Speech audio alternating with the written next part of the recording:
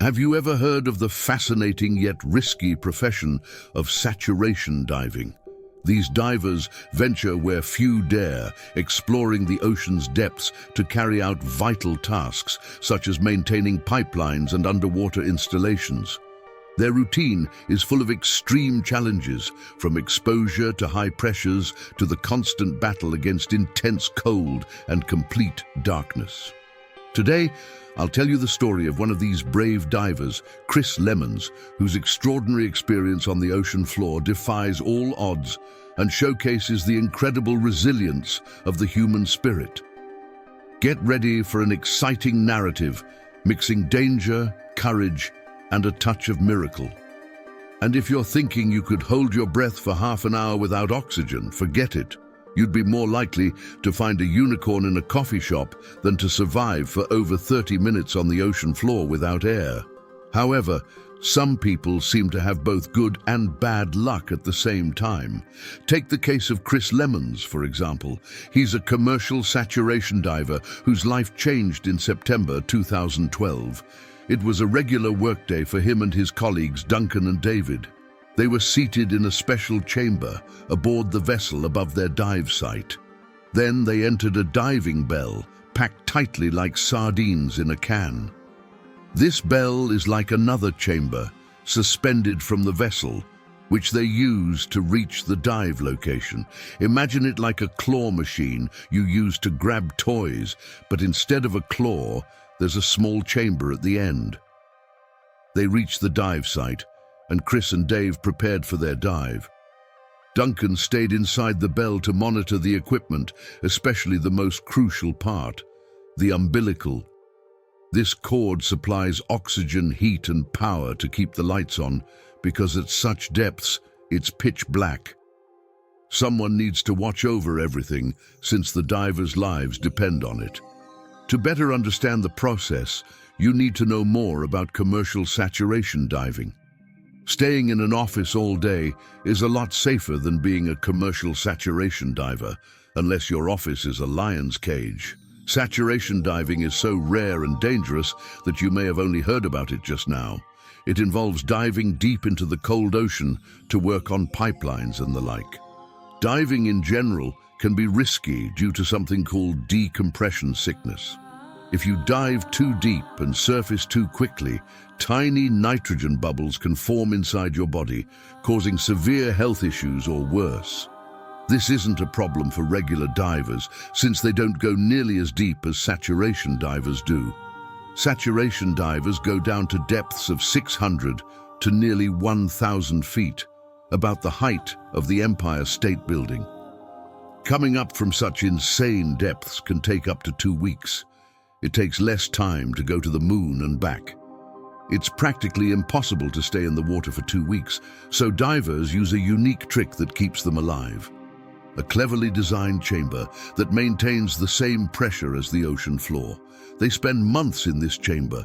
It's isolated. It's like being in prison, but much worse. You can't leave, no matter what. The world could be on fire, and you'd have to stay inside or risk death. The good news is that divers do have internet access there. The chamber is filled with a mix of helium and oxygen, so if you want to call your family, your voice will sound funny. Most divers avoid calling anyone because, while inhaling helium and having a funny voice might be entertaining for a short time, it's not pleasant when it lasts for weeks. Now you know more about this kind of work and just how risky it is. Thanks to all these clever strategies, divers can do their job without facing excessive danger, but sometimes bad situations are unavoidable. So, let's get back to our story. Chris and Dave were down there to replace a section of pipe and carry out regular inspections on the North Sea floor. For them, it was routine work, as easy as teaching a cat to nap, if that's a thing. But things above them weren't looking so good. There were heavy winds and waves as high as 45 feet. Then again, this was typical North Sea weather, so nothing to really worry about. The ship that supported the mission had an amazing feature similar to autopilot. No matter the waves, it would keep the vessel steady. The dive was going well until an alarm suddenly went off. Dave and Chris started back up immediately. David made it safely to the bell, but Chris's umbilical line got caught on the manifold's edge, and no matter what he did, he couldn't break free. He thought, this shouldn't be happening. There was plenty of slack in the line. But then he felt the line pulling tight and realized the ship had started to drift. He was basically being turned into an anchor, and we all know humans aren't meant to be anchors. His umbilical line snapped and he fell to the ocean floor. This was the worst possible situation. He lost everything: oxygen, communication, and heat, which meant he'd either freeze or suffocate. He had about 5 minutes of emergency oxygen, nowhere near enough to survive. Chris had to get up to the manifold to be rescued, but when the line broke, his light went out, so he had to move in total darkness, feeling his way along. Chris couldn't even see his own hands, but did the impossible, making his way up to the manifold. The challenges didn't end there, unfortunately. Chris found himself in the worst possible situation, with no one to tell him what to do or what had happened. Every breath was more precious than a bucket of gold, so he had to breathe as slowly as possible. Chris had just 2 minutes of oxygen left when he reached the top, and after waiting without any sign of the rescue team, he lost all hope. The ship that was supposed to save him was in chaos. They couldn't maintain stability to locate him. Every single odd was against Chris at that moment.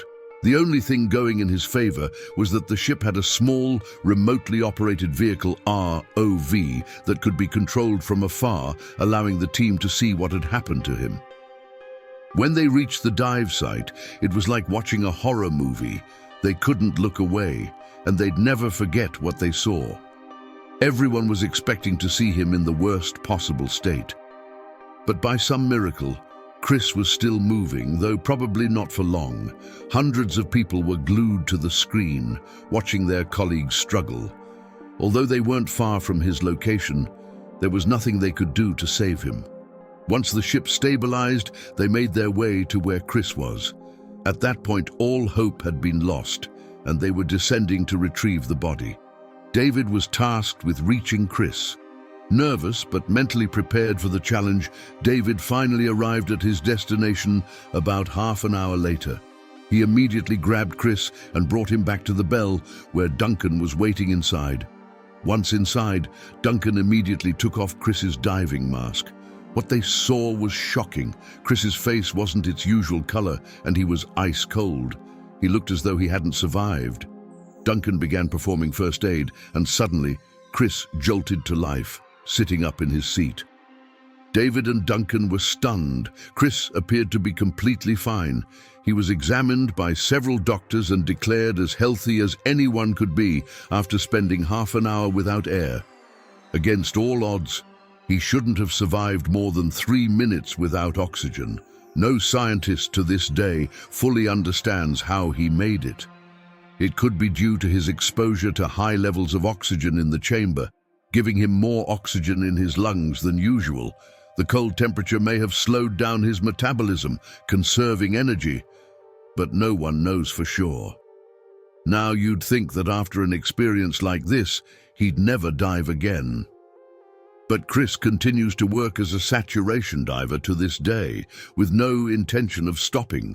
He even returned to the same location that almost took his life to finish the job he'd started.